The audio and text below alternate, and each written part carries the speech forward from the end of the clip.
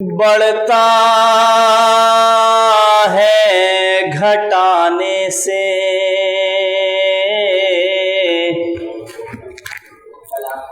بڑھتا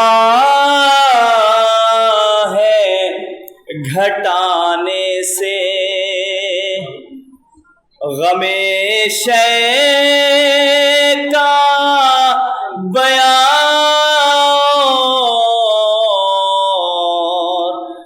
بڑھتا ہے گھٹانے سے، بڑھتا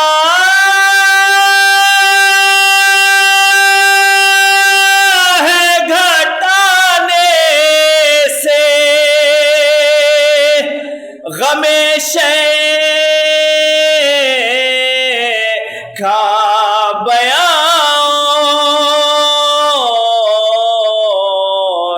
منہ بند کرے کوئی تو کھلتی ہے زبان، منہ بند کرے کوئی تو کھلتی ہے زبان۔ اور شعر دیکھیں، جن لوگوں نے گھر فاطمہ زہرا کا جلایا، جن لوگوں نے گھر فاطمہ زہرا کا جلایا، نکلے گا انہی لوگوں کی قبروں سے دھواں، نکلے گا انہی لوگوں کی قبروں سے دھواں،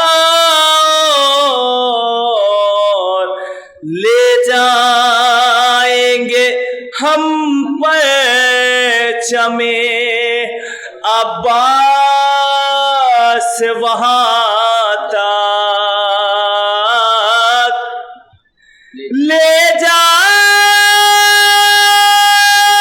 جائیں گے ہم پرچم عباس وہاں تک، سنتے ہیں ستاروں کے بھی آگے ہے جہاں، سنتے ہیں ستاروں کے بھی آگے ہے جہاں۔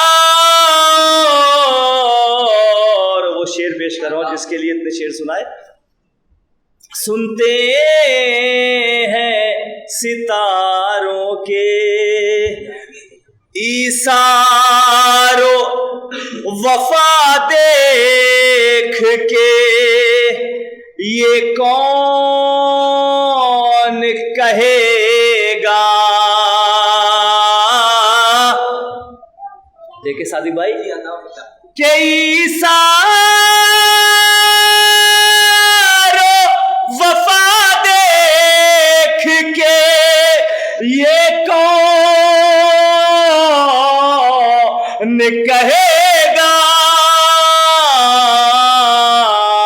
شبیر کی مار ہے عباس کی مار،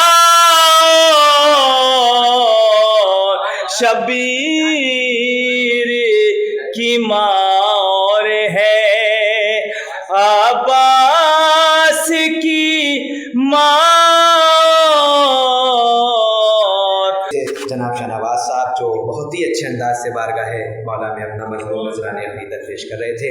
آئیے میں گزارش کرتا ہوں ہمارے بزرگ اور ہمارے عظیم شخصیت جناب پیارے صاحب کے وہ آئیں بارگاہ مولا میں اپنا مضمون نذران عقیدت پیش کریں۔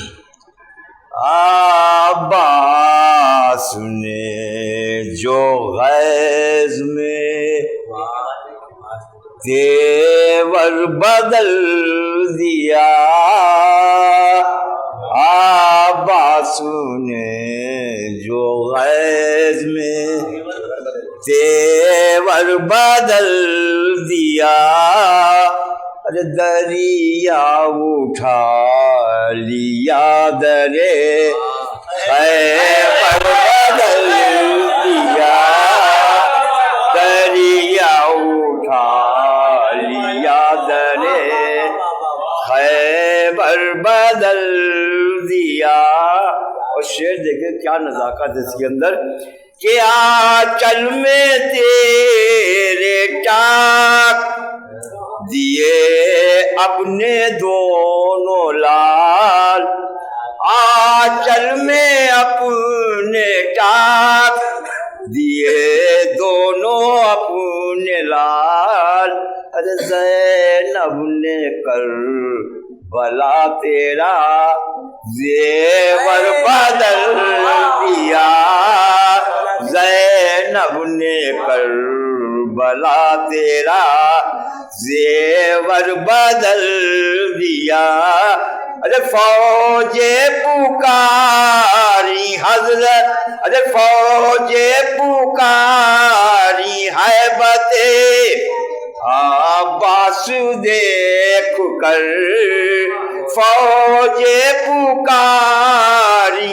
حضرت عباس دیکھ کر، گویا خدا کے شیر نے پیکر بدل دیا، گویا خدا کے شیر نے آئی نظر جو صبح شہادت کی روشنی، آئی نظر جو صبح شہادت کی روشنی، حر جرین شام کا لشکر بدل دیا، حر جرین شام کا۔ یہ تھے جناب پیارے صاحب جو بارگاہ مولا میں اپنا مضمون نذران عقیدت پیش کر رہے تھے۔ میرے دل کی کشتی علی کے سہارے، میرے دل کی کشتی علی کے سہارے، چلی جا رہی ہے کنارے کنارے، چلی جا رہی ہے کنارے کنارے، اور میں ڈوبا ہوں دریا علی میں ڈوبا ہوں دریا علی میں، مجھے کیا ڈوبوئیں گے یہ طوفان کے دھارے، مجھے کیا ڈوبوئیں گے یہ طوفان کے دھارے۔ آئیے میں گزارش کرتا ہوں بادب و احترام عالی جناب مولانا خطیب اہل بیت حق و صداقت عالی جناب مولانا سید غلام مہدی گلبیز صاحب اللہ سے کہ وہ آئیں رونق افروز ممبر کو مجلس عطا فرمائیں۔ آپ سب ان کے استقبال میں باواز بلند نعرہ صلوات پڑھیں۔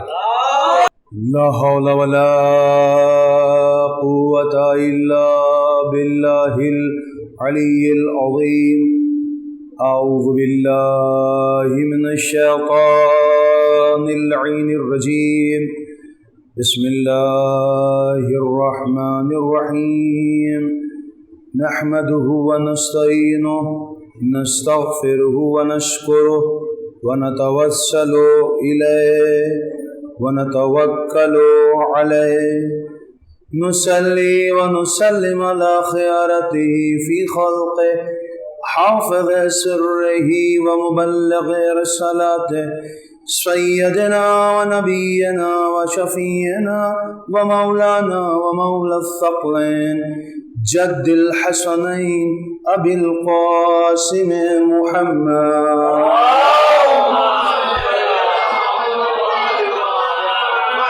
وأهل بيته الطيبين الطاهرين المعصومين المظلومين ولعنة الله على أعدائهم أجمعين رب اشرح لي صدري ويسر لي أمري واحلل عقدة من لساني يفقهوا قولي أما بعد فقد قال الله سبحانه تبارك وتعالى في كتاب مبين وهو أصدق الصادقين وقوله الحق بسم الله الرحمن الرحيم يا أيها الذين آمنوا اتقوا الله وكونوا مع الصادقين صلوات الله.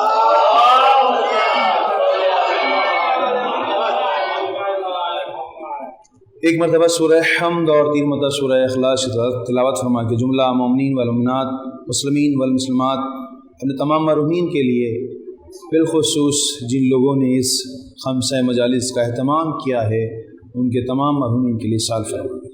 بسم اللہ الرحمن الرحیم صراط المستقیم بسم اللہ الرحمن الرحیم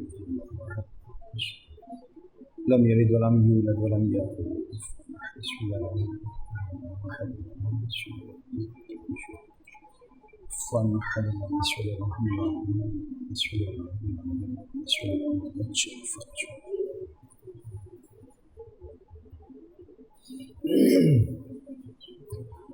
ایک صلوات پڑھ دے محمد و آل محمد.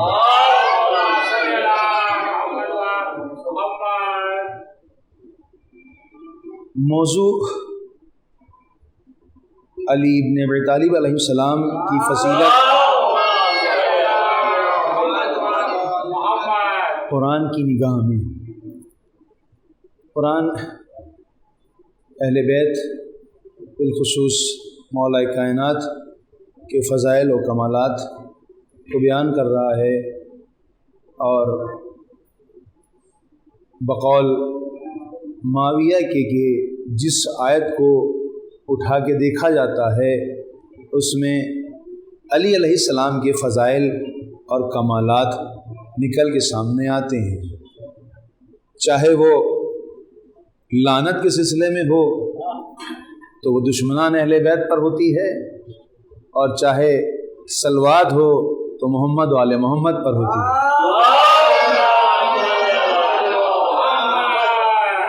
چاہے علم ہو، چاہے شجاعت ہو، چاہے کرامت ہو، چاہے معجزہ ہو، جس بھی فضا میں اتم مصداق جو نظر آتا ہے قرآن میں وہ اہل بیت علیہ السلام ہیں، مولا کائنات ہیں. لہذا آپ دیکھیں کہ ان کے لیے کتنا اہتمام کیا گیا ہے اور ہم سب کو حکم دیا گیا ہے کہ اے صاحبان ایمان پرہیزگار بنو، تقوی اختیار کرو اور صادقین کے ساتھ ہو جاؤ. یعنی ایمان لاؤ اور ایمان کافی نہیں ہے بلکہ تقوی اختیار کرو، اور تقوی اختیار کر لیا ہے اگر خوف خدا ہو گیا ہے اور اپنی زندگی تم خوف خدا میں جینا چاہتے ہو تو تم تنہا نہیں گزار سکتے جب تک تم صادقین کے ساتھ نہیں ہو جاتے. ہے نہیں؟ اس کا مطلب یہ ہے کہ ایمان کافی نہیں ہے، تقوی کافی نہیں ہے، اب ایمان اور تقوی کی محافظت کرنی اگر ہے تو پھر ہمیں صادقین کے ساتھ ہونا پڑے گا. وہ کون صادقین ہیں؟ کہا محمد و آل محمد صادقین.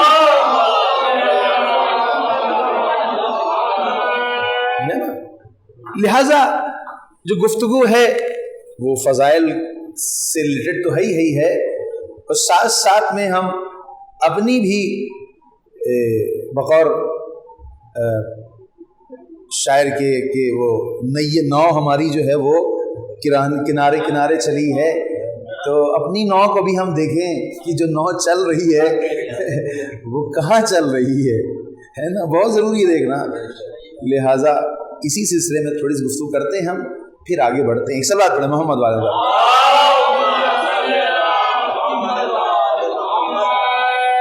آپ دیکھیں کہ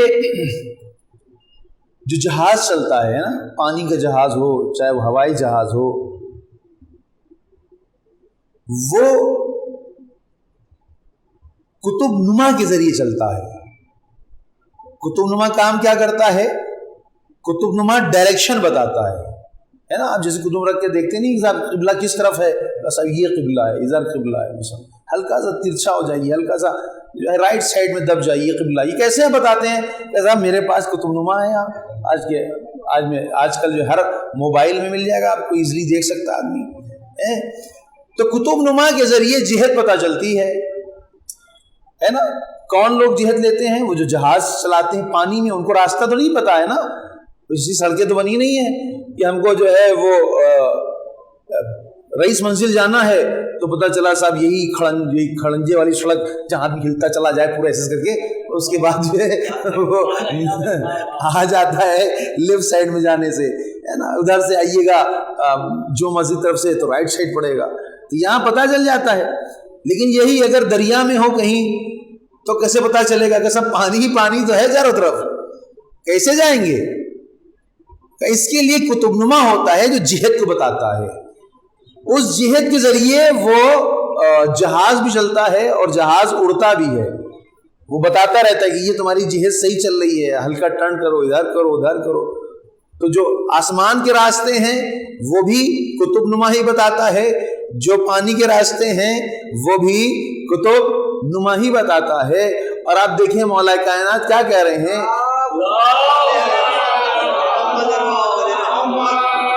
مجھے زمین سے زیادہ آسمان کے راستوں کے بارے میں بتاؤں تم کو، اس لیے کہ جہاں کوئی قطب نما کام نہیں کرے گا وہاں میں بتاؤں گا۔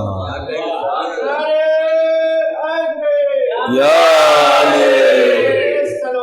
اللہم صلی علی محمد وعلی محمد وعلی۔ یہ قطب نما کیا کرتا ہے؟ جہت بتاتا ہے۔ اس قطب نما کو اگر آپ نکال دیجئے ہوائی جہاز سے یا مثلا یہ پانی کے جہاز سے، اس کو نکال دیجئے، کیا ہوگا؟ یہ سرحد تک پہنچے گا؟ نہیں پہنچ پائے گا۔ کیا ہوگا؟ سرگردان رہے گا پانی میں۔ یہ پانی میں سرگردان رہتے رہتے ڈوب جائے گا، غرق ہو جائے گا، اس کے علاوہ کوئی چارہ تو نہیں اس کے پاس۔ کہاں جائے گا بھائی وہ؟ کیونکہ کوئی راستہ نہیں ہے، جدھر ہے سب پانی پانی چل رہا ہے، پانی پانی ہے۔ یہی حال جو ہے ہوائی جہاز کا ہے کہ اگر اس جہت کو آپ لے لیجئے تو پھر یہ جہاز اڑتا ہی رہے گا، اس کو سمجھ میں نہیں آئے کہاں ہم کو لینڈ کرنا ہے، اور لینڈ بھی کرے گا تو پتہ نہیں کتنی عمارتوں کو خراب کرتا چلا جائے گا اور وہ پھر غرق ہو جائے گا۔ اس کا مطلب یہ ہوا کہ جب تک قطب نما ہے تو وہ سرحد تک پہنچائے گا، اینڈ تک پہنچائے گا، حفاظت بھی کرے گا۔ بس یہی اللہ کہہ رہا ہے کہ اپنی زندگی میں اہل بیت علیہ السلام کو، علی ابن ابی طالب علیہ السلام کو قطب نما جان کر کے زندگی کو، اپنے زندگی کو ساحل تک پہنچاؤ۔ اگر تمہاری زندگی میں یہ قطب نما نہیں ہے تو یہ زندگی سرگردان رہے گی، ٹھوکریں کھاتی رہے گی اور تم اسی طرح غرق ہو جاؤ گے۔ لہذا اللہ کہہ رہا ہے یا ایھا الذین آمنوا، اے صاحبان ایمان لائے ہو، اتقوا اللہ، تقوی اختیار کرو اور اس تقوی کے اوپر بھروسہ مت کرو، اس لیے کہ پتہ نہیں کتنے تقوی دار لوگ غرق ہو چکے ہیں۔ لہذا صادقین کا قطب نما ہونا ضروری ہے۔ صلوات پڑھ دیں محمد وعلى۔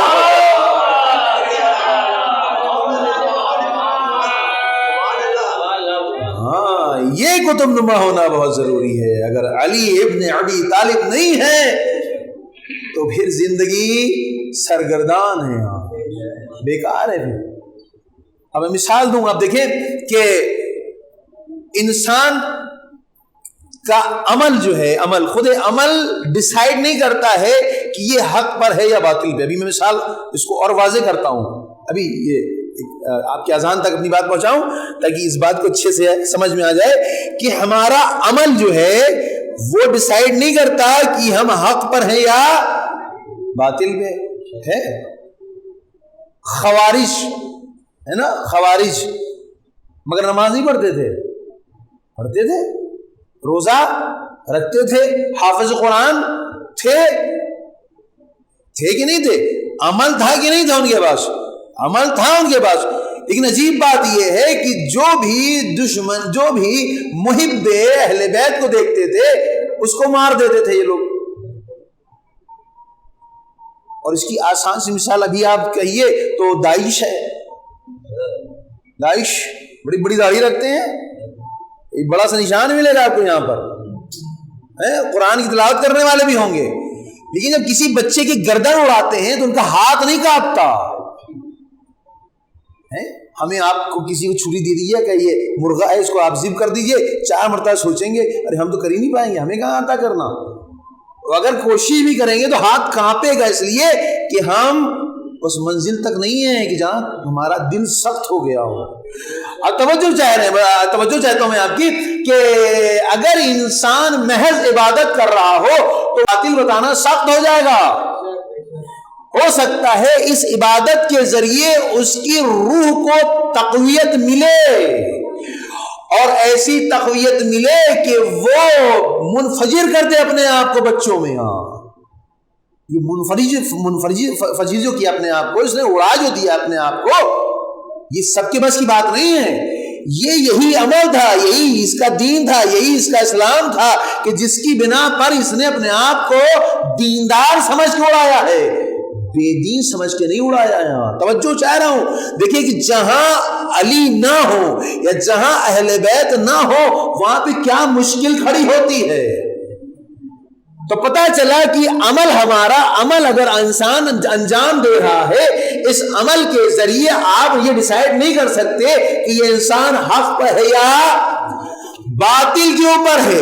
کیوں؟ اس لیے کہ جب تک کہ اس کے اندر وہ جہد نہیں ہوگا کہ نمازیں کیوں پڑھ رہا ہے, روزہ کیوں رکھ رہا ہے, حج کیوں کر رہا ہے, جب تک کہ جہد نہیں ہوگی تب تک اس کو حق و باطل ڈیسائیڈ نہیں کر سکتے. لیکن جہاں جہد مل جائے کہ نمازیں کیوں پڑھ رہا ہو, روزے کیوں رکھ رہا ہو, اور کس کے لیے رکھ رہا ہو, اور کس کی طرح سے کر رہا ہو, تو وہی انسان کامیاب ہوتا ہے. سوال پڑھ دے محمد والے.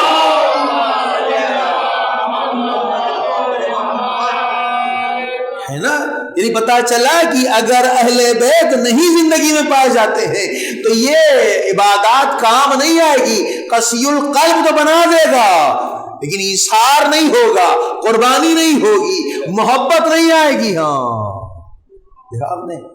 لہذا جو روایت میں ہے کہ اگر ولایت علی ابن ابی طالب نہیں پائی جاتی, بھلا تمہاری بہت نمازیں ہوں, ہزاروں روزے ہوں, تم نے ہزاروں عمرہ کیے ہو, حج کیے ہو, اور خیرات کی ہو, زکات دی ہو, اور رات تم نے عبادات میں گزار دیا ہو, دن تم نے صوم اور روزے میں گزار دیا ہو, اگر ولایت نہیں پائی جاتی ہے تو یاد رکھو یہ منہ پہ مار دی جائے گی. کیوں مار دی جائے گی؟ اس کی وجہ یہی ہے کہ وہ انسان کو تقویت تو دیتی ہے مگر جہاد نہیں دیتی. اہل بیت جہاد دیتے ہیں. سوال پڑھ دے محمد والے.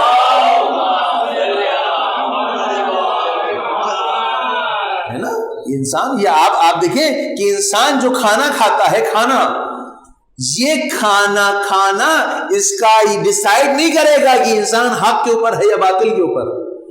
لیکن یہ کھانے کا کام کیا ہے؟ اس کھانے کا کام یہ ہے کہ انسان کے اندر تقویت دے گا. یہ کھانا کیا کرتا ہے؟ طاقت دیتا ہے, انرجی دیتا ہے, جس سے جو نام لیں پروٹین وغیرہ ہے وہ سب انسان کے جسم میں لگتا ہے. تو پتہ چلا کھانا بذات جو ہے وہ انسان کے اس تقویت کو جہت نہیں دیتا کہ یہ انسان یعنی صحیح ہے یا غلط ہے. انسان طاقت تو دیتا ہے لیکن یہ نہیں بتاتا کہ انسان صحیح ہے یا غلط ہے. انسان صحیح و غلط کون بتائے گا؟ کا ایک معیار ہے علی ابن ابی طالب علیہ السلام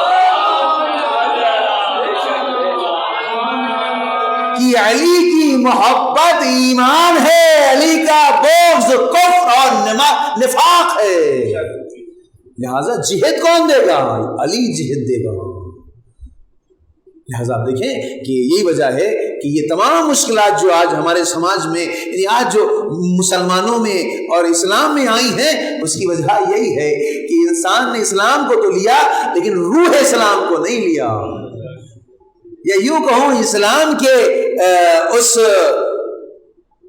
جہاز پر تو سوار ہو گئے، لیکن اس کے اندر جو علی قطب نما تھا، جو جہت بتانے والا تھا کہ یہ عمل تمہارا صحیح نہیں ہے، یہ عمل تمہارا صحیح ہے، وہ نہیں تھا، تو آج ہمارے اسلام سرگرداں ہو گیا ہے۔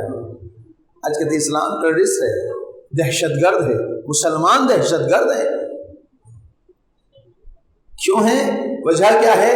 وجہ یہی ہے کہ چونکہ اس قطب نما کو نکال دیا گیا ہے، جب قطب نما نکال دیا جائے گا تو انسان پھر اپنے اعتبار سے کام کرے گا، وہ صحیح و غلط میں فیصلہ نہیں کر سکتا۔ لہٰذا اللہ نے کہا کہ اللہ واطیعوا الرسول واولی الامر منکم، اللہ کی اطاعت کرو، رسول کی اطاعت کرو، اور اولی الامر کی اطاعت کرو۔ یہ اولی الامر کون ہے؟ اہل بیت سلام ہے، علی بن ابی طالب سلام ہے، اطاعت ان کی واجب ہے، اور جب تک اطاعت نہیں ہوگی تب تک ہمارا عمل قابل قبول نہیں ہے عزیزوں۔ اب یہاں کے اوپر آتے ہیں، اپنی جو نو ہے اس کو دیکھتے ہیں کہ یہ ہماری نو جو چل رہی ہے وہ کس جہت میں چل رہی ہے۔ کیا اس میں وہ قطب نما موجود ہے؟ جو زندگی ہماری ہے اس میں یہ علی ابن ابی طالب سلام یہ قطب نما موجود ہے یا موجود نہیں ہے؟ یہ ہم اپنی زندگی کو اپنے اعتبار سے چلا رہے ہیں، کیونکہ لازمہ صرف ادھر کا نہیں ہے، لازمہ ادھر کا بھی تو ہے، کیونکہ قاعدہ کلی ہے یہ۔ اب ایسا تو نہیں ہے کہ ان کا جہاز ہوگا تو وہ قطب نما نہ ہو تو پہنچ جائے گا، ان کا جہاز ہوگا تو قطب نما نہیں ہوگا تو نہیں پہنچے گا، ایسی تو کوئی بات نہیں ہے نا۔ ایک قانون کلی ہے کہ اگر قطب نما ہے تو سرحد تک پہنچے گا، اگر قطب نما نہیں ہے تو سرحد تک نہیں پہنچے گا۔ اور اس کی تاریخ میں باقاعدہ مثال دی ہے، جس کو میں نے بارہا آپ کی خدمت میں پیش بھی کیا ہے نا۔ زبیر کی مثال ہے مگر نہیں، زبیر کون ہے؟ آپ دیکھیں، جناب صفیہ کے بیٹے ہیں، رسول کے پھوپھیزاد بھائی، لیکن چونکہ زندگی میں وہ قطب نما موجود نہیں تھا تو کس کے مد مقابل کھڑے ہو گئے جنگ جمل میں؟ علی کے مد مقابل آ گئے۔ دیکھا آپ نے، اس کا مطلب رشتہ داری فائدہ نہیں پہنچاتی ہے، بلکہ فائدہ کیا پہنچاتا ہے؟ وہ قطب نما جو ہمارے اندر موجود ہو۔ اگر سلمان فارس کے ہو آ جائے، اگر وہ قطب نما موجود ہے تو سلمان من اہل البیت ہو جائے۔ صلوات پڑھ دے محمد والے۔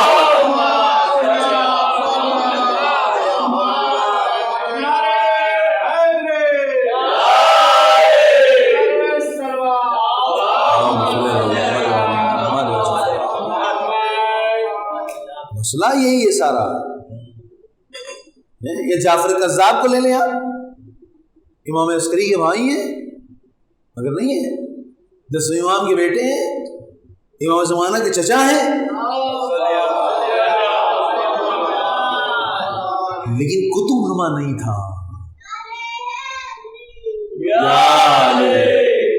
قطب نما نہیں تھا، کیا بن گئے؟ جعفر کذاب بن گیا۔ باپ امام، بھائی امام، بھتیجا امام، کم ہے یہ، بہت بڑی بات ہے۔ لیکن ہوا کیا؟ قطب نما نہیں ہے عزیز، اس قطب نما کا ہونا بہت ضروری ہے زندگی میں۔ یا علی کو لے لیں آپ، امام صادق السلام کے جو صاحبزادے جناب اسماعیل اور ان کے بیٹے علی جو امام کاظم علیہ السلام یعنی کہ بھتیجے ہوئے، امام کاظم علیہ السلام کے بھتیجے ہوئے یہ، اور یہ جناب اسماعیل کیا ہوئے؟ بھائی ہیں سگے، اس سگے بھائی ہیں جناب اسماعیل، ان کے بیٹے ہیں، ان کا بیٹا علی ہے، اور اس علی کی بنا پر ہی امام کاظم علیہ السلام کو ارسٹ کیا جاتا ہے۔ بھتیجا ہے سگا، سگا چچا کو پھنسا دیا، یعنی پتا چلا کہ اگر زندگی میں قطب نما نہیں ہے تو پھر مسائل بہت پیچیدہ ہو جاتے ہیں۔ یہاں کوئی نسب نہیں دیکھا جاتا، یہاں کوئی رشتہ داری نہیں دیکھی جاتی ہے، یہاں دیکھا جاتا ہے کہ علی کی محبت ہے یا نہیں، بس۔ اب چاہے وہ عیسائی میں ہو، چاہے وہ یہودی میں ہو، چاہے زرتشتی میں ہو، چاہے وہ مسلمان میں ہو، چاہے وہ شیعہ میں کسی میں ہو، مثلا شیعہ تو بہرحال شیعہ ہی ہے، جس میں علی کی محبت ہو اور جو علی کی محبت پر اپنی زندگی کو گامزن کرے اور اس کے اشارے پر چلے، ہاں اس سے بڑا آدمی پھر نہیں ہو سکتا، اس سے کامیاب انسان نہیں ہو سکتا ہے۔ اور آپ دیکھیں، اب میں آنا چاہتا ہوں قرآن کی ان آیتوں کی طرف جس کے لیے اللہ نے ہم سب کو حکم دیا ہے۔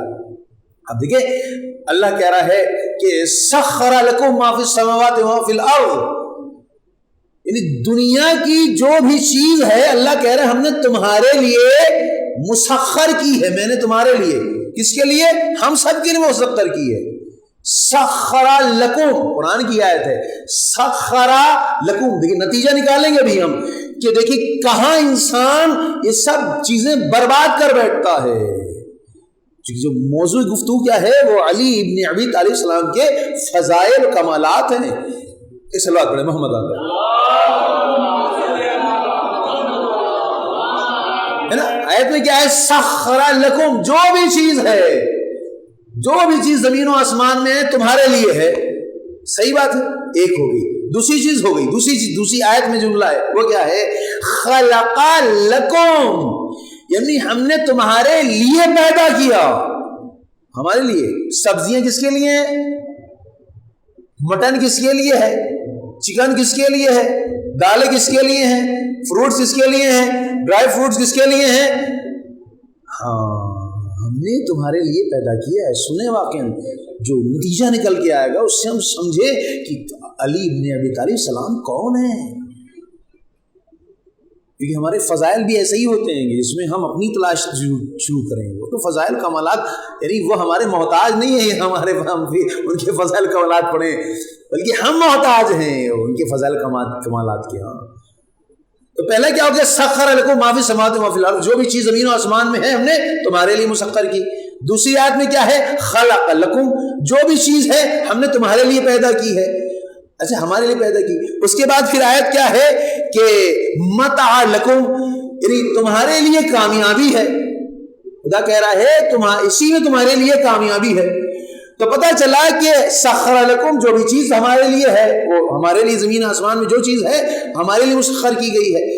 جو بھی چیز خلق کی ہے وہ ہمارے لیے خلق کی گئی ہے، اسی میں ہماری کامیابی ہے۔ کس چیز میں ہے؟ وہ کیا چیز ہے وہ بھی بیان کرنا رہی ہے۔ تو پتہ چلا یہ بات بالکل واضح ہو گئی کہ جو بھی چیز دنیا میں ہے، چاہے وہ سخر کے لیے ہو، چاہے وہ خلق لیے ہو، چاہے وہ کامیابی کے لیے ہو، وہ کس کے لیے ہے؟ ہمارے لیے ہے۔ اور یہ ہمیں اس وقت فائدہ پہنچائے گی کہ جب ہم علی ابن ابی طالب علیہ السلام کے ہاتھ کو پکڑ کے رکھیں گے۔ اگر ہم نے اس ہاتھ کو چھوڑ دیا تو سخر لکم بھی چلا گیا، خلق لکم بھی چلا گیا، کامیابی بھی چلی گئی۔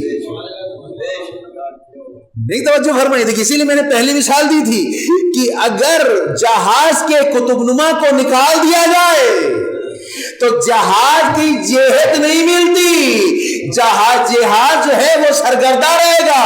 بس اسی طرح سے اگر علی کے ہاتھ کو ہم سے لے لیا جائے اور علی کی ولایت کو ہم سے لے لیا جائے تو اب دنیا کی نہ کوئی چیز کام آنے والی ہے، نہ کوئی چیز فائدہ پہنچانے والی ہے، اور نہ کوئی چیز ہمارے لیے کامیابی کی دلیل ہے، اس لیے کہ ہم نے سب کا سب غرق کر دیا علی کو چھوڑ کر کے۔ اور اگر علی کو داور پکڑ لیا ہے تو ساری چیزیں ہمارے لیے ہو گئی ہیں۔ صلوات پڑھ محمد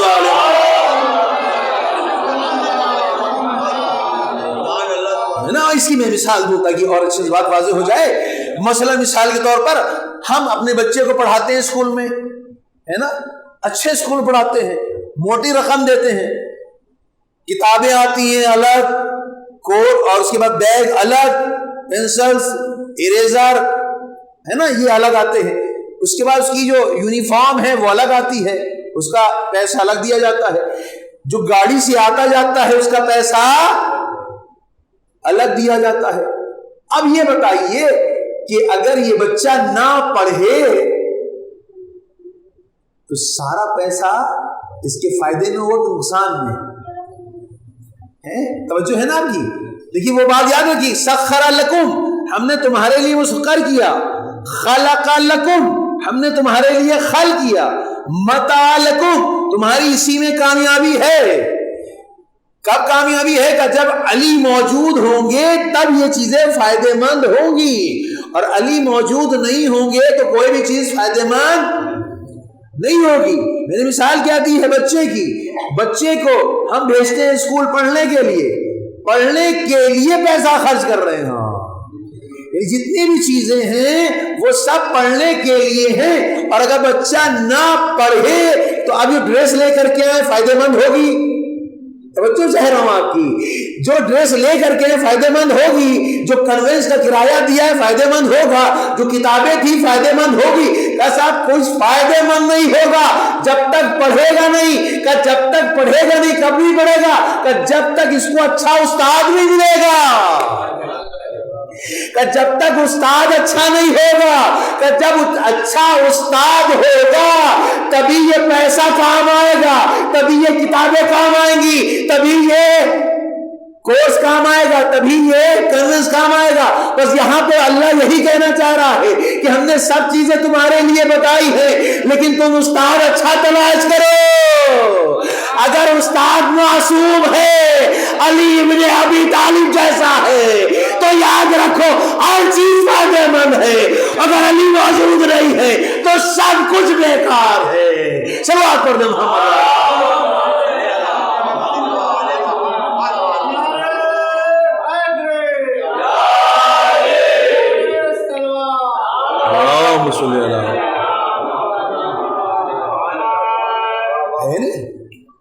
کس طرح سے اللہ ہم کو بتانا چاہ رہا ہے، یہ آیتیں جو قرآن کی ہیں یہ متوجہ کراتی ہیں، ہے نہیں؟ سخر لکم، پھر آتے ہیں اپنی بات کے اوپر، سخر لکم، ہم نے تمہارے لیے مسخر کیا، خلق لکم، ہم نے تمہارے لیے پیدا کیا ہے، متاع لکم، اسی میں تمہاری کامیابی ہے۔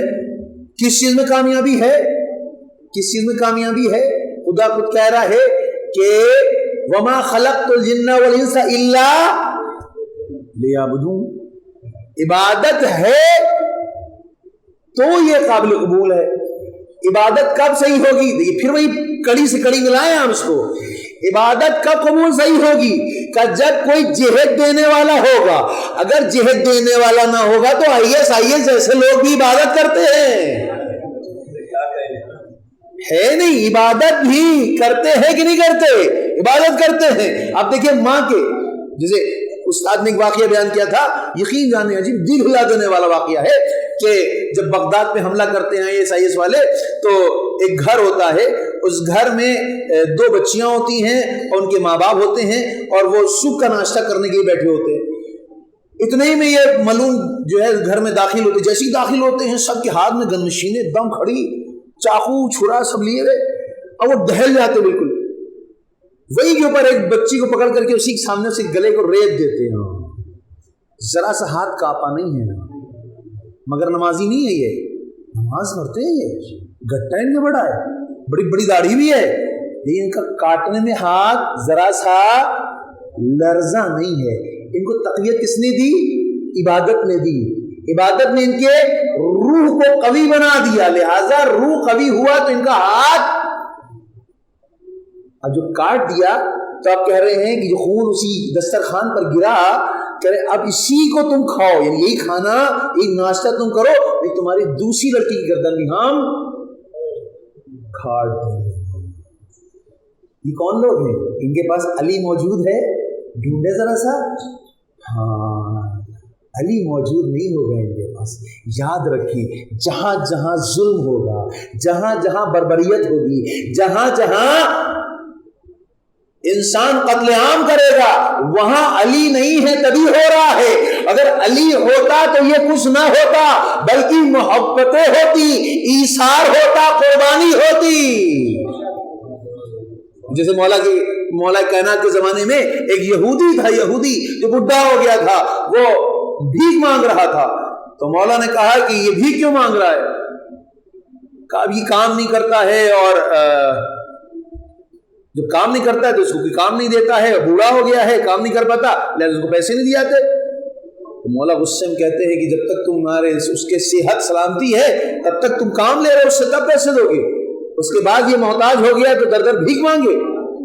اس کا مطلب یہ یہودی ہے، کہا یہودی ہے، جانے دیے مولا، کہا یہودی تو ہے لیکن یہودی سے پہلے یہ انسان ہے، اور میرے دل میں بھی انسان کا دل ہے، لہٰذا ہم اس کو اپنے بیت المال سے پیسہ دیں گے، اس کی زندگی اس سے گزاری جائے کہ یہ علی ہے، یہ علی ایک یہودی کی مدد کر رہا ہے۔ اس فضائل و مناقب کو ہم سمجھیں اور اس کے لیے دعا کریں کہ پروردگارہ ہم سب کو توفیق دے کہ یہ کمالات اور یہ فضائل کو ہم درک کر سکیں، محسوس کر سکیں، تاکہ ہماری زندگی بھی بدل سکے۔ جب تک کہ ہم اس کو درک نہیں کر لیں گے، تک محسوس نہیں کریں گے، تب تک ہماری زندگی میں چینج نہیں آئے گا عزیزو، ہے نا؟ تو پتہ چلا کہ دنیا کا ہاتھ ہمارے ہاتھ میں دے دیا اللہ نے، دنیا کے ہاتھ ہمارے ہاتھ میں ہے، وہی سخر لکم خلق لکم متاع لکم، دنیا کا ہاتھ ہمارے ہاتھ میں ہے، اور ہمارا ہاتھ کس میں ہے؟ کس کے ہاتھ میں اللہ دینا چاہ رہا ہے؟ ایک ایسے بشر کے ہاتھ میں دیں کہ جو ہر لحاظ سے اجر اور اکمل ہے، جو معصوم ہے۔ کون؟ کہا علی ابن ابی طالب۔ لہذا جب تک تم اپنے ہاتھ کو علی ابن ابی طالب کے ہاتھ میں نہیں دو گے، تب تک کوئی تمہارا فائدہ ہونے والا نہیں ہے۔ لہذا ہم دیکھیں اپنی زندگی میں کہ ہم کون سے گوشے کو ہم چھوڑ رہے ہیں جس میں علی ابن طالب علیہ السلام نہیں پائے جاتے ہیں۔ ہمارا دسترخوان کیسا ہے؟ ابن ابی طالب علیہ السلام پائے جا رہے ہیں یا نہیں پائے جاتے؟ ایک الگ موضوع ہے۔ اس کے بعد ہمارے جو گھروں میں شادیاں ہوتی ہیں اس میں یہ علی ابن ابی طالب علیہ السلام پائے جا رہے ہیں یا نہیں پائے جاتے، یہ خود ایک بحث ہے۔ ہم لوگ سمجھتے ہیں، میں اپنے بارے میں بتا رہا ہوں کہ ہماری جو محبت، عقیدت، شیعت یہی ہے کہ ہم جو ہیں وہ نظر دلا لیں، نیاز دلا لیں، چوم لیں، بس۔ جبکہ یہاں پہ کیا خدا کہہ رہا ہے کہ جب تک تمہیں بس کتب نما نہیں ہوگا تب تک تم سرگرداں رہو گے۔ آج ہم سرگرداں ہیں کہ نہیں ہیں؟ ہے کہ نہیں بتائیں آپ؟ مگر ہمارے گھروں میں لڑائی نہیں ہوتی، جھگڑے نہیں ہوتے ہیں، ٹینشنز نہیں ہوتے ہیں، کیوں ہو رہے ہیں؟ کیونکہ کتب نما نہیں ہے۔ اگر کتب نما ہوتا تو لڑائی جھگڑا کہاں ہوتا ہے بھائی ایکسیڈنٹ کب ہوتا ہے؟ جب دو الگ الگ آمنے سامنے دو چیزیں آ رہی ہوں تبھی ایکسیڈنٹ ہوتا ہے۔ ایسے پیچھے سے کوئی ایکسیڈنٹ کرے تو یہ بہت مطلب شاذ ہے کہ پیچھے سے کوئی آ کر کے جو ہے کر دے، مجھے دمی بالکل نارملی ایکسیڈنٹ ہوتے سامنے آمنے سامنے کو کہتے ہیں ایکسیڈنٹ۔ تو جو گھر کا ماحول ہے وہ ایک دوسرے کے وپریت ہے، ایک دوسرے کے اپوزٹ ہے، ایک دوسرے کے خلاف ہے، تبھی تو لڑائی ہو رہی ہے، کیونکہ یہاں پر وہ کتب نما نہیں پایا جاتا۔ اگر یہ کتب نما پایا جاتا تو ایسے ہو جاتے ہم لوگ پھر جیسے مولود کعبہ۔ سجدہ کدھر کرتے ہیں ہم؟ اس بیت پہ کرتے ہیں جہاں علی ابن ابی طالب السلام پیدا ہوئے ہیں۔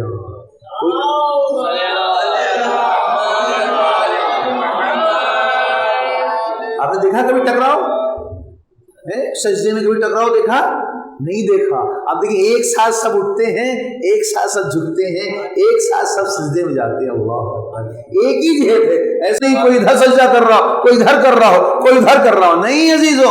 اور اتفاق یہ دیکھیں کہ کعبہ بیچ میں ہے، اب چاہے جدھر کھڑے ہو گے سب سے خوبصورت تم ہی لگو گے، کیونکہ سب ایک ہی طرح جھک رہے ہو۔ بس جو ایک طرف جھک رہے ہوں گے وہاں لڑائی نہیں ہوتی ہے، وہاں محبت اہل بیت پائی جاتی ہے، اور جہاں لڑائی ہو رہی ہے، جھگڑا ہو رہا ہے، اس کا مطلب وہاں اہل بیت کی محبت نہیں پائی جا رہی ہے۔ صلوات پڑھ دیں محمد والے وسلم۔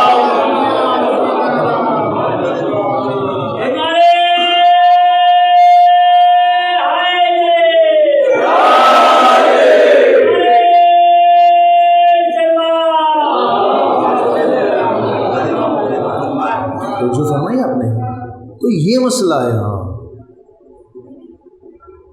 ہاں آج جو فضائل و کمالات اہل بیت ہیں وہ یہ ہیں کہ ہم اس فضائل و کمالات کو اپنی زندگیوں میں لیں. اگر نہیں لیں گے تو ہماری زندگی پھر ایسے ہی گزر جائے گی. اور جہاں جہاں جیسے جیسے علی علیہ السلام کے ان مناقب کو انسان نے اختیار کیا ہے، اس کو سمجھا ہے، تو وہی انسان کی زندگی کامیاب ہوئی ہے اور کامرام ہوئی ہے. اور مثال کے طور پر کئی چیزیں ہیں جس میں خود آپ ایران کو دیکھ لیں. آپ ہے نہیں ایران، یہ 40 سال پہلے دیکھ لیں وہاں کی شیعوں کو، اور 40 سال کے بعد اب دیکھ لیں شیعوں کو، کتنا فرق ہو گیا ہے. وہی لبنان کو دیکھ لیں آپ 45 سال 50 سال پہلے شیعوں کو، اور اب دیکھ لیں وہاں کی شیعوں کو. کیوں فرق ہوا؟ وجہ کیا تھی؟ وجہ یہی تھی کہ اس ٹائم ان کے پاس کتب نما موجود نہیں تھا، لیکن جہاں کتب نما موجود ہوا وہاں بڑی بڑی طاقتیں گھٹنوں کے بل جھک گئیں. یہ ہوتا ہے فائدہ. جیسے اب کہتا نہیں علی کا کیا فائدہ ہے، علی کا فائدہ یہ ہے کہ خمینی کھڑا ہوتا ہے اور پوری حکومت کو گرا دیتا ہے، پوری حکومت کو گرا دیتا ہے. اور آج یہی مسائل جو آج آپ دیکھیں جو توڑا جا رہا ہے، شیعوں کو بانٹا جا رہا ہے اخباریت میں، کس میں، اس کی وجہ یہی ہے کہ ہم مرجعیت سے ان کو نکال دیا جائے اور عاشورہ کو ان کو دیا جائے، لیکن یہ عاشورہ صحیح طریقے سے نہ منائے گا، اس میں خرافات کرنے لگیں گے. لہٰذا خود بخود سسٹم ان کا ٹوٹ جائے گا. جہاں سسٹم ٹوٹے گا وہاں جہت نہیں رہے گی، اور جہت نہیں رہے گی تو آدمی سرگرداں رہے گا، پھر ہدف تک نہیں پہنچ سکتا. کیونکہ ہمارے پاس کوئی مسئلہ آتا ہے ہم کہاں جاتے ہیں؟ مرجع پاس جاتے ہیں، ہے کہ نہیں؟ ہمارے پاس کوئی بھی دکھ ہوتا ہے کہاں جاتے ہیں ہم؟ دکھ ہوتا ہے کہاں جاتے ہیں ہم؟ ہیں عاشورہ، بڑا سے بڑا دکھ ہوتا ہے فوراً آدمی عاشورہ کو یاد کرتا ہے. لیکن آج اسی عاشورہ کو اگر خراب کر دیا جائے، بے پردہ عورتیں آئیں اور نوحہ پڑھنے لگیں آ کر کے، جن کے گلوں میں بٹا نہ ہو، تو یہ ڈیمیج کرنا ہوا کہ نہیں؟ نوحے کی جگہ آدمی گانے کی طرح سے پڑھ رہا ہو، جہاں نوحے کا کوئی اسلوب ہی نہ ہو. نوحے کا مطلب کیا ہے؟ نوحے کا مطلب ہے گریا، نوحے کا مطلب ہے غم، نوحے کا مطلب ہے ویسے ہی صدا ہونا چاہیے جیسے ہمارے یہاں جو یہاں انجمنیں پڑھتی ہیں. نوحے کا مطلب دھول تاشا اور اس کے اوپر یعنی ڈپل لو اس کے اوپر ماتم نہیں ہے. نوحے کا مطلب گریا ہے عزیزوں. لیکن آج آپ دیکھیے جو نوحے نکل کے سامنے آ رہے ہیں، بچے تھرکنے لگتے ہیں اس میں ہے نوحہ، لیکن اس کا مطلب یہ ہے کہ یہ ایک سازش کے تحت ختم کیا جا رہا ہے، اور دھیرے دھیرے یہ غم کو ختم کر دیا جائے. یہی پہلے لوگ کتنا آدمی گریا کرتا تھا، کتنا چیخ کر ہوتا تھا، آج کہاں گریا ہوتا ہے زیادہ؟ میں تو ابھی تک یہ دیکھتا ہوں کہ گریا بہت کم ہو گیا ہے. ان جو مجلسیں پڑھ رہا ہوں اس میں دیکھ رہا ہوں گریا بہت کم ہو گیا ہے. کیوں کم ہو گیا؟ وجہ کیا ہے؟ ہاں اس کو تلاش کرنا پڑے گا. لہٰذا آپ دیکھیں اگر کہ یہ اہل بیت اسی لیے اللہ کہہ رہا یا ایھا الذین آمنوا اتقوا اللہ وکونوا مع الصادقین. صادقین کا ہونا تمہارے پاس ضروری ہے، چاہے سوتے وقت ہو تب بھی صادقین ہو، اٹھنے وقت ہو تب بھی صادقین ہو، گھر کے اندر ہو تب بھی صادقین تمہارے ساتھ ہوں، گھر سے باہر نکلو تب بھی صادقین تمہارے ساتھ ہوں، دکان میں ہو صادقین ہو، پڑھ رہے ہو صادقین ہو، کھانا کھا رہے ہو صادقین ہو. یعنی کوئی بھی لمحہ ہمارے لیے اجازت نہیں ہے کہ تم اہل بیت سے غافل ہو جاؤ. غافل ہونے کا حکم نہیں دیا ہے. اسی لیے کہا ہے خالی تقویٰ کافی نہیں ہے کہ آدمی خوف میں ہے. بتائیں اللہ سے ڈر رہا ہے، اللہ سے ڈر رہا ہے. اللہ سے ڈرنا تو سب سے بڑی چیز ہو گئی نا. لیکن اللہ سمجھ رہا ہے کہ خالی اللہ سے ڈرتا ہوتا تو بھی شیطان نہ بنتا. شیطان کب بنا؟ کہ جب سجدے کا حکم دیا گیا. اب اس میں انانیت آ گئی. اور سجدہ کیوں کیا کرایا جا رہا ہے؟ سجدہ اس لیے کرایا جا رہا ہے کہ آدم کے پاس علی ابن ابی طالب علیہ السلام کی ولایت پائی جا رہی ہے. سجدہ ولایت کا کیا جا رہا ہے، خود آدم کا سجدہ نہیں ہے. آدم کو وہ اسماء جو یاد کرائے گئے تھے اہل بیت علیہ السلام کے، ہے نا، ہم فاطمہ و بیہا و بالہا و بنیہا، یہ نام تھے. ان ناموں کی وجہ سے سجدہ کرایا گیا. لہذا اگر خوف الہی ہوتا تو شیطان مسئلہ ہی نہیں تھا کوئی. اس کا مطلب اللہ نے کہا نہیں، صرف عبادت کافی نہیں ہے، صرف کھانا کافی نہیں ہے، صرف تم اپنی زندگی میں گامزن رہو کافی نہیں ہے، ہر چیز میں تمہارے یہاں اہل بیت پائے جائیں. کونوا مع الصادقین، تمہارا صادقین کے ساتھ ہونا ضروری ہے. یہاں تمہارا ہونا ضروری ہے، ان کا ہونا ضروری نہیں ہے. یہاں یہ بھی دیکھیں، ہمارا ہونا ضروری ہے. اسی ہمارے یہاں بے پردگی ہو گئے ہیں، اہل بیت بھی ہمارے ساتھ ہیں، ہو سکتے ہیں؟ نہیں ہو سکتے. اس مسئلے کو، اس بات کو سمجھنے کی کوشش کریں. ایک بات ہے کہ اہل بیت ہمارے ساتھ ہوں، ایک بات ہے کہ ہم اہل بیت کے ساتھ ہوں. حکم کیا ہے؟ ہم اہل بیت کے ساتھ ہوں. کونوا مع الصادقین، ہمیں امر کیا جا رہا ہے، آرڈر دیا جا رہا ہے کہ ہم اہل بیت کے ساتھ ہوں، اہل بیت ہمارے ساتھ ہوں. نہیں، ایسا نہیں ہے. اس لیے کہ ایسا ہوگا تو ہماری بے پردگی ہوگی، کہیں اہل بیت ساتھ ہیں ہمارے. لیکن یہاں پر اہل بیت ساتھ ہو سکتے ہیں، کہاں نہیں ہو سکتے یہاں پر، اس لیے کہ بے پردگی ہو رہی ہے. کہ اب ہمیں ساتھ ہونا اہل بیت کے ساتھ، تو ہمیں بے پردگی کو ختم کرنا پڑے گا، تب اہل بیت کے ساتھ ہو پائیں گے. صلوات پڑھ دیں محمد والے.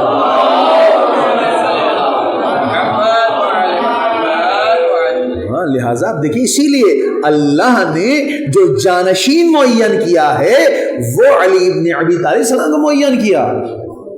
غدیر میں کیا ہوا تھا؟ مولا کوئی تو معین کیا گیا تھا کہ من کنتم مولا فہذا علی مولا.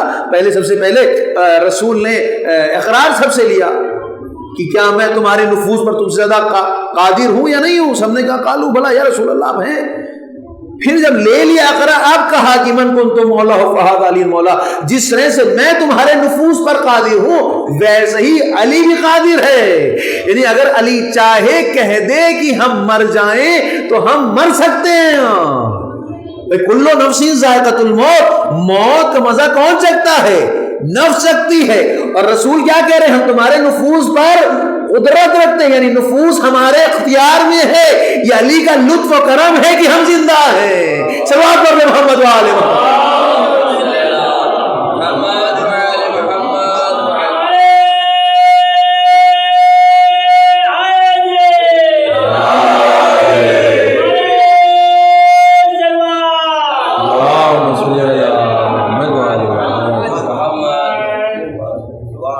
یہ جو ہے لطف ہے، کرم ہے. مولا چاہے مار سکتے تھے. اور کوئی کتنے لوگ آئے نماز جنازہ پڑھانے کے لیے، زندہ لے کر کے آئے، مردہ ہو گیا لڑکا. تو یہ کب ہوا؟ کیوں ہوا؟ کا مسئلہ یہ ہے تمہاری سمجھ میں نہیں آئے گا، لیکن قرآن پڑھا ہوتا تو تمہاری سمجھ میں آ جاتا. یہ ہے نہیں. ندو کیا فرمایا جا رہا ہے کہ تم اپنی عورتوں کو لاؤ، اپنی عورتوں کو لاتے، تم اپنے بچوں کو لاؤ، اپنے بچوں کو لاتے، تم اپنے نفسوں کو لاؤ، ہم اپنے نفسوں کو لاتے ہیں. نفس رسول کون ہے؟ مولا کائنات نفس رسول ہیں. اور عجیب بات یہ ہے، دیکھیں کہ ادھر مولا کائنات نفس رسول ہیں، یعنی جان رسول کون ہے؟ علی. اور ادھر علی کے جان کون ہے؟ رسول ہے. نہیں، مباہلہ میں جان رسول بتا رہے ہیں علی کو. توجہ چاہ رہا ہوں آپ کی. مباہلہ میں جان کس کو بتا رہے ہیں؟ علی ابن ابی طالب علیہ السلام کو. اور جب بستر پر علی سوئے ہیں تو رسول کو اپنی جان بتا رہے ہیں کہ ہماری جان چلی جائے علی کی جان بچ جائے. صلوات پڑھ دے محمد وآلہ محمد. ہاں مسئلہ یہی ہے. لہذا اس لیے اطاعت کا حکم دیا گیا ہے کہ اگر رسول نہیں ہے تو منہ علی موجود ہے، علی ہے. یعنی یہ سمجھنا کہ رسول چلے گئے تو اب جو چاہو تم اس کو انجام دے لو. نہیں، ایسا نہیں ہے، بلکہ تمہارے اوپر واجب اور لازم ہے علی کی اطاعت کرنا. اگر کی تو دنیا فائدہ مند ہے. پھر میں اپنی بات پہ آتا ہوں جلدی سے. اگر کی تم نے اطاعت تو دنیا فائدہ مند ہے، اور اگر نہیں کی تو یہی لوگ بد دعا کریں گے. صاحب ہے نہیں؟ مثلا مٹن کھایا ہے تو بد دعا ہو گئی، پروردگار اس کو غارت کر دے. تو نے ہم بنایا تھا ہمارے کمال کے لیے، اس نے کھایا تو، لیکن اس کے دل میں علی کی محبت نہیں تھی، لہذا ہم کمال نہیں پا پائے تو اس کو غارت کر دے. لیکن بعض عرفا کہتے یہی ہیں کہ یہ جو چیز کھاتے ہیں ہم، یہ ان کا کمال ہے، اور ہمارا کمال کیا ہے کہ ہم اللہ کی اطاعت کریں. یہ ہمارا کمال ہے. یعنی وہ کمال تک کب پہنچیں گے؟ جب ہم اطاعت الہی کریں گے. اور اللہ کی اطاعت کیا ہے؟ اللہ کی اطاعت یہ ہے کہ ہم اطاعت کریں اہل بیت علیہ السلام کی، اس لیے کہ بغیر اطاعت اہل بیت کوئی عبادت قابل قبول نہیں ہے. یعنی کمال، ہمارا کمال کب ہے؟ جب اطاعت اہل بیت ہو. لیکن ان جانوروں کا کمال کب ہے؟ یعنی جو چیز کھا رہے ہیں ہم، جو سبزی جو دال کھا رہے ہیں، ان کا کمال کب ہے؟ کہ ان کا کمال اس وقت ہے کہ جب ہم کامل ہو.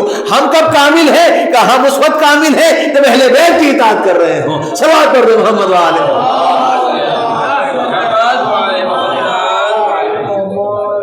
جو فرمائے تو یہ مسئلہ ہے سارا، کہ جو اللہ کہہ رہا ہے کہ یا ایھا الذین آمنوا اتقوا اللہ وکونوا مع الصادقین، اے صاحبان ایمان تقوی اختیار کرو اور صادقین کے ساتھ ہو جاؤ. لہذا بہرحال تھوڑی سی دقیق گفتگو ہوئی ہے، لیکن الحمدللہ آپ سب سمجھدار ہیں، لہذا میں نے سوچا کہ اس پہرے میں آپ سے گفتگو کی جائے تاکہ ہم اپنی زندگی کو اچھے سے سمجھ سکیں کہ فضائل و کمالات اسی وقت کی ہمیں ملیں گے جب ہمارے پاس اہل بیت ہوں گے، یعنی جب ہم اہل بیت کے ساتھ ہوں گے. اگر ہم اہل بیت کے ساتھ نہیں ہیں تو پھر کچھ نہیں ہے. اگر ہم کم تول کے بیچ رہے ہیں تو پھر اہل بیت کے ساتھ ہم، سیدھی سی بات ہے. جب ہم کسی کو لے کر کے آئے، مزدوری اس کی کم دی ہم نے، تو پھر ہم اہل بیت کے ساتھ نہیں ہیں.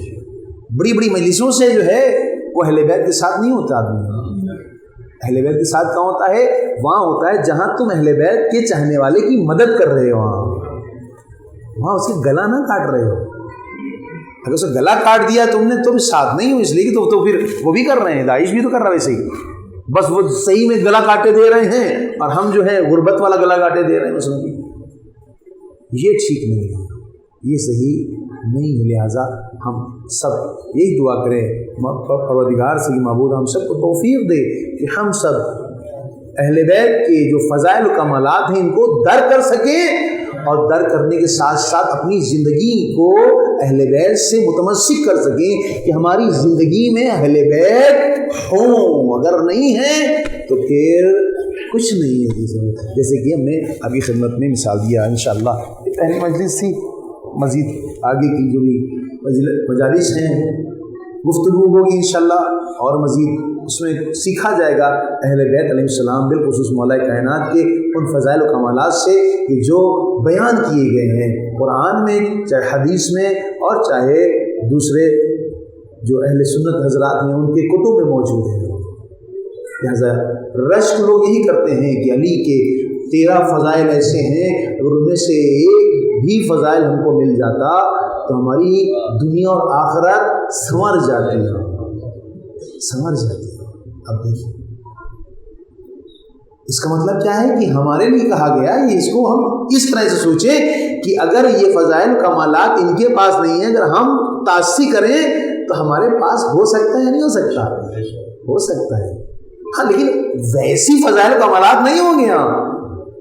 لیکن جیسے نماز مولا کائنات پڑھتے تو ویسی نماز ہو سکتی ہے نہیں، جیسے سجدہ کرتے تھے ویسے ہم سجدہ کریں، جیسے رکوع کرتے تھے ویسے رکوع ہم کریں. لیکن وہ کیفیت، وہ ان کی کیفیت ہماری کیفیت میں تو فرق ہوگا، وہ تو کبھی نہیں ہو سکتا.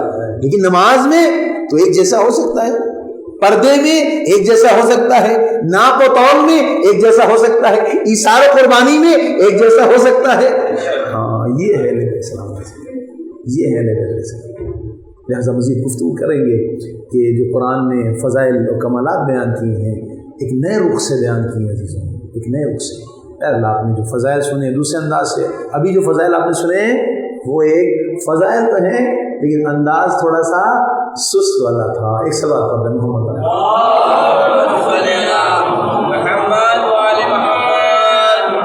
لیکن ہم اس کو اپنی زندگی کا درس سمجھ کر کے لیتے جائیں اور اس کتب نما کو ضرور اپنے یہاں تلاش کریں، ضرور تلاش کریں. یہاں سے اٹھیں تو ایک بار ضرور تلاش کریں کہ ہمارے گھر میں یہ کتب نما جو جہت دے رہا ہے ہماری زندگی کو، جو منزل مقصود تک پہنچا رہا ہے یا نہیں ہے کہ ہم ایسی زندگی گزار رہے ہیں. خاص اب دیکھیں کربلا کے ایام کتنے سخت تھے واقعہ ہے نا. اب مستقل مجالس سنتے چلے آ رہے ہیں مستقل.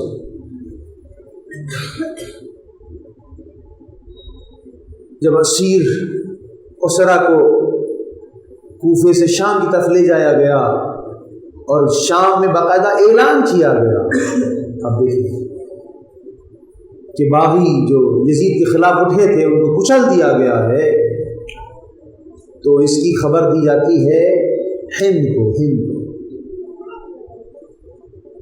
ہند کو خبر دی جاتی ہے. ہند کون ہے؟ یہ ہند یزید کی بیوی ہے نا. اب دیکھیں کہ جب خبر دی جاتی ہے کو یہ نہیں پتا ہے کہ حسین یہ جو قافلہ ہے یہ بنی ہاشم کا قافلہ ہے جس میں،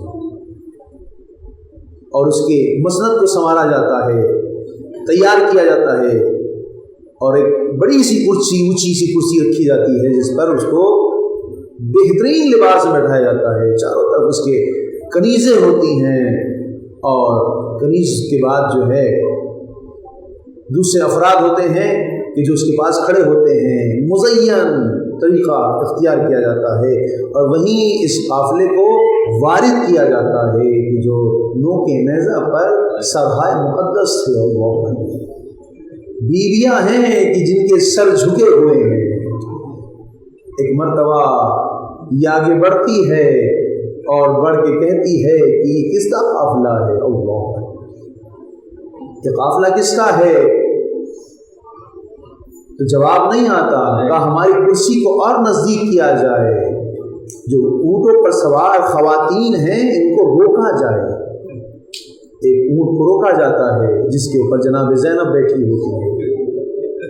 جناب زینب ام کلثوم سے کہتی ہیں تم نے اس کو پہچانا یہ کون ہے؟ کہا ہم نے نہیں پہچانا. کہا یہ ہمارے گھر کی کنیز تھی. اللہ، کنیز تھی ہمارے گھر کی. کہا اچھا. کہا دیکھو کیا پوچھتی ہے. ایک مرتبہ اس نے سوال کیا کہ یہ بتاؤ تم لوگ کس شہر سے تعلق رکھتے ہو؟ تو جناب زینب فرماتی ہیں کہ ہم مدینے سے تعلق رکھتے ہیں. اللہ، جیسے ہی مدینے کا نام آیا یہ بیوی اپنے کرسی سے اٹھ کے زمین پر آ گئی. بیوی اپنے کرسی سے اٹھ کے زمین پر آ گئی. ایک مرتبہ زینب نے پوچھا کہ معظمہ یہ بتاؤ کہ تم کرسی میں بیٹھی تھی لیکن مدینے کا نام سن کر کے تم زمین پہ کیوں آ گئی؟ کہا مدینے کے احترام میں. کہا کس کے احترام میں؟ کہا مدینے کے احترام میں. کہا مدینے سے کس قبیلے سے تعلق ہے تمہارا؟ جیسے ہی کہا بنی ہاشم سے.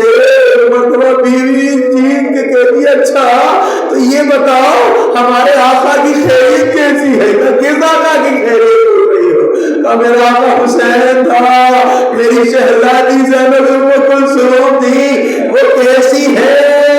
عزیزوں جیسے ہی یہ سنا کہ آپ کو حسین شہزادی زینب ام کلثوم